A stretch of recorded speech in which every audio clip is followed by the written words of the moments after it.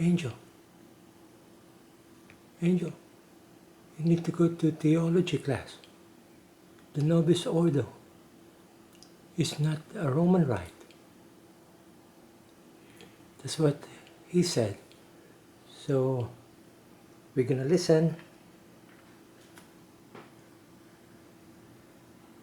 So there's still that conference, but here is the article.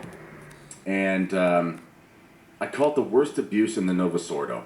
And the reason I do this is because I'm trying to make it clear that what we're seeing right now within the shutdown of this traditional parish and the way that Catholics are treated by anti-trads, it really manifests the characteristics of a type of psychological abuse. And I'm going to use two words here which are going to seem offensive to some, and I don't really care. The first one is gaslighting, which is pretty obvious. The second is grooming. And we're going to go into why as we look through this article here together. So, I'm just going to read from this article. So, with the recent news of two more traditional Catholic priests being cancelled yet again over their stance on the new Mass, I thought I would rant a bit about the worst abuse that comes from that abominable liturgy. If you weren't aware, Father Shannon Collins and Father Sean Kopczynski were unceremoniously removed from their posts in Covington, Kentucky diocese due to their stance on the Novus Ordo.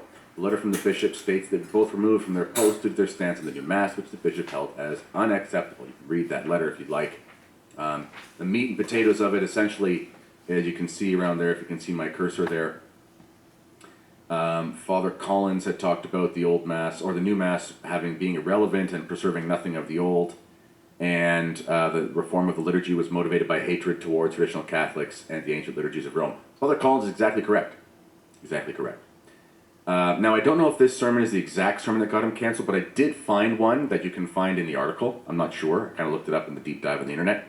The priests used to have a website that published their sermons, which were excellent, but it has since been taken down, and I don't know if that was because of the cancellation or for some other reason. Personally, I benefited greatly from their preaching over the years, especially when coming to tradition, so it is a sad thing indeed. However, I did find the site on the archive, so you can access that there if you want. The link is in the article on the Substack. Especially helpful in my spiritual journey was their series on evolution and why it is antithetical to Catholic doctrine, so perhaps look that one up if you want. And you can find all the stuff organized on their website. That said, this debacle has inspired me to speak about what I consider to be the worst abuse or abuses in the new Rite. The first one is gaslighting. If you listen to the sermon by Father Collins, the one that I found, which I don't know if it is that one, but substantially seems to have the same message. I mean, if he's not canceled over that one, it's one just like it. He makes it very clear that the new Rite is simply not the Roman Rite. Now, he's correct about that, and his arguments are sound. Dr. Peter Kwasniewski's book, The Once and Future Roman Rite, is, in my mind, the most comprehensive book on the subject, and I recommend it to everyone, and he concludes the same thing. Frankly, the new Rite is not the old Rite, even if it does have a few leftover pieces here and there that can be found in the old. The argument from the new Rite defenders is that it is a development, but that is not so. It's a destruction. It's a denigration. Upwards of 85% of the content of the old Rite was either taken out or changed, which is a clear indication that whatever it is, it cannot be the same thing. There's more to be said, and this is not a comprehensive post about the history of the Roman Rite, but suffice it to say that if someone tells you that something that is 80% different from another thing is in fact the same thing, they are gaslighting you, and that is at the heart of the issue. Those of us who conscientiously and rightly reject the new Mass are told by the sycophants of novelty that we are crazy for thinking like we do. The Roman Catholic Pope published the Mass, they say, and therefore it must be the Roman Rite. There are so many philosophical heresies at the heart of this statement, but the most egregious is an erroneous understanding of tradition and nominalism. For tradition to be tradition, it is necessary that something be handed on for safekeeping, which is essentially what the word means. Thus, if we find that something is not handed on in the way that it was received, then we cannot say it is part of tradition. That it may contain aspects of its former self will not do. For example, the Anglicans retained much of the Roman Rite in their liturgy, but of course it is not the Roman Rite, which is to say nothing of the schism and heresy. And for evidence of that, we have in the Church the Anglican Ordinariate who have their own rite. Now, it's part of the Latin Church, because they're Western, but it's not the Roman Rite, and it looks a lot like the Novus Ordo, except it's more reverent. But it's still not the Roman Rite, which just tells you all you need to know. We cannot be so feeble-minded to suggest that the Roman Rite is the Roman Rite, no matter how it is presented, merely because the Pope said so. The Pope did not create the Roman Rite, he received it. Therefore, he must guard and protect it. If he creates a new thing, that thing may be good or bad, but it's not good because he is the Pope any more than a hamburger is Italian food because an Italian made a hamburger.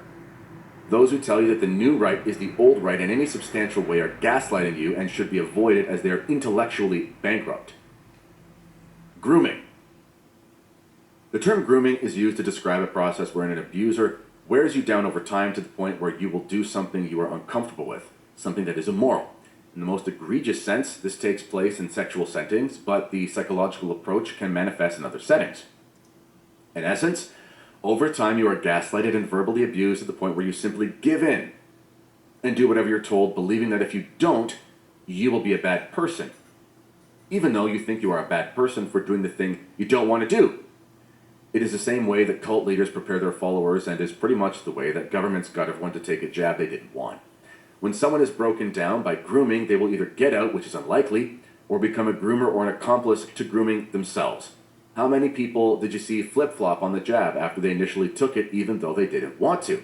I know it is not a mortal sin to take a vaccine for a grave reason, so I'm not applying this as a universal, but it's just an example. After someone is groomed into doing what they wouldn't do, it is most likely that they will adopt the psychology of the groomer as a coping mechanism. This is why, for example, gangs will have new members commit murder or some other heinous crime in order to enter. It works like a sort of ethical blackmail. You killed someone, so you're like us, and if you want to leave, we will turn you in. Abusers work the same way, as they get their victims to admit they wanted whatever happened to them to have happened. It is sick, but it is a psychological trick that is used all over. Now, what does this have to do with the new Mass? Well, if you're convinced that the new rite is bad, then you will not want to participate in it. So, if you are beaten down to the point where you participate in it, then you will be psychologically abused in the process, necessarily so. If you are abused in the process, then you are either going to adopt the psychology of your abuser, or you are going to get out. If you don't get out, you will face a crisis of conscience, wherein you will either beat them or join them, meaning you will begin to adopt the new Mass as your own, and before you know it, you will be screaming schism at those who will not attend. We see this all the time with the traditional Catholics who compromise for this or that reason. Think of the online idiots who once defended tradition and now excoriate it. Notice how they operate. They will say they are the true traditional Catholics, which is nothing more than gaslighting and insanity. But they are impervious to reason on the subject because they have numbed their conscience out of necessity to live with themselves. In addition, those who are groomed into a lifestyle or liturgical life that they hate will become the most prolific offenders. At any rate, all of this is to say that the worst abuse of the Novus Ordo is much deeper than the liturgical abuses you have seen. The worst abuse is the paradigm itself, which is a combination of both gaslighting and grooming. You will accept that it is the Roman Rite, and you will like it. Otherwise, you are a bad person and something is wrong with you. God help these fools, these evil fools who continue to propagate this abomination. So what does this all mean? Essentially, if you have been convinced the Novus Ordo was bad, for good reason, and there are many good reasons, and this podcast is not about that, that's a whole other thing. Something can be valid and still done wrongly, by the way, so those arguments are feeble. In any case, if you're convinced that there's a problem, that it constitutes a scandal, a danger, and so on and so forth, which again, that's not the point of this podcast. If you don't agree with that, read Dr. Kwasniewski's book, do some deep scholarship, and stop screaming about it in the comment section because it's annoying. Then you don't want to do it. So you're only going to do it out of pressure. It's the only reason. So you're going to be filled with resentment, and if you're either going to accept it or you're going to escape it. Most people don't escape it once they go back in. This is why if you look around at the traditional Catholic enemies on the internet, most of them are former trads themselves, and that's why they're so evil. That's why they're so egregious. And they become, basically, it's almost like they're psychologically possessed by some contagion. They're completely impervious to reason, and they just lie. They just lie. They just lie through their teeth. And it's impossible to debate them. It's impossible to reason with them. Because, like someone who has gone into a lifestyle that they didn't want to, and then had to make it their own, it's essentially a continual coping mechanism. And I'm going to further this topic of the grooming side. You know, sometimes you'll see these people saying, just go to your local Novus Ordo parish where everything's bad and just offer it up. What they're saying is, go accept your abuse. That's what they're saying. They're telling you to go put yourself in a position where things are egregious and learn to accept it and be happy about it. That's what they're saying. It's the same psychological thing. You know, like imagine you had, you put your kids in a school where they were teaching them badly, and someone said to you, listen, just put your kids in the school and just learn to accept it. Just offer it up. That's insane. How much more important is the liturgy and the Mass? I can't use the word insane enough. These people who want to strong-arm you into the new Mass when you know there are huge problems with it and it is a scandal to God, that the way that it's celebrated all over the world, these people manifest the same characteristics of those who want you to accept your abuse. That's what it is. I don't understand why this is so hard for people to believe. The Roman Rite is not the new Mass is not the Roman Rite. It's just not the same thing. It's substantially different. It's not the Roman Rite. It contains major issues. This was known at the time of its promulgation. None of this is a surprise. I don't know why this is something that people have to continually find out over and over again. And I don't know why they're so resistant to it. It's a matter of history. You just look at the two missals and you say one looks like Lutheranism and Anglicanism, and one looks like Catholicism. You can't make Lutheranism and Anglicanism look like Catholicism simply because a pope said it is. This is nominalism. The pope is not Pharaoh. He does not have the power to say that the morning is the evening and the evening is the morning. The people of our day who do this nonsense, they look at the pope like Muslims look at God. Muslims think that God can be made good, or anything God does is good, even if it's something that we see as evil. This is absurd. Anyway, I'm going to take heat for this. I don't really care.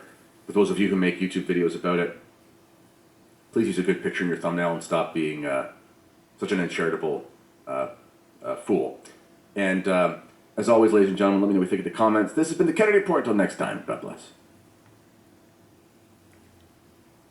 Angel, Nobis Ordo is not a Roman Rite. Understand? But we have no choice but to attend, to receive the Eucharist. Okay, Angel? Okay. Good morning.